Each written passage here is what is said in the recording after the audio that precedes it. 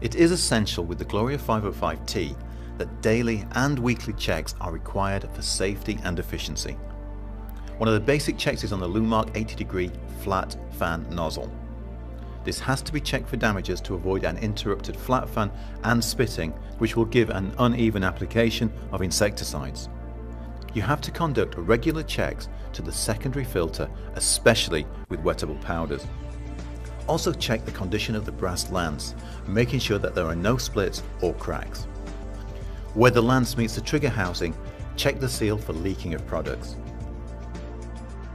On the primary filter, you must check daily if you're using wettable powders, as this filters out large particles. Carefully remove from the primary filter base to clean easily with soapy waters. Once these checks are carried out, check the condition of the hose for any splits. If there are, you must replace before carrying out any further work. The pressure vessel also requires constant regular safety checks. Check for splits or any cracks on the cap, especially the funnel, to avoid leakage. Inspect the pressure release button and the pressure gauge.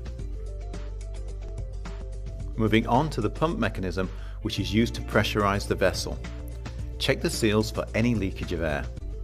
If there is leakage, remove the pump mechanism and check the seal for damages, or making sure it's correctly tightened, and it's worth noting that the seal has to be lubricated and the housing is not over tightened.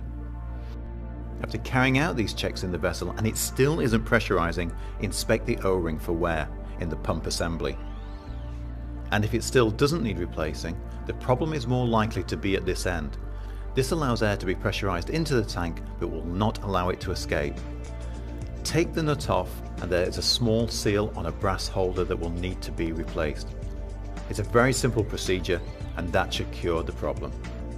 It's important when you put the pump housing back into the tank to be very careful not to cross-thread it. At Kilgerm, we strongly recommend you carry out these checks before use. For further information on equipment maintenance courses, please visit our website.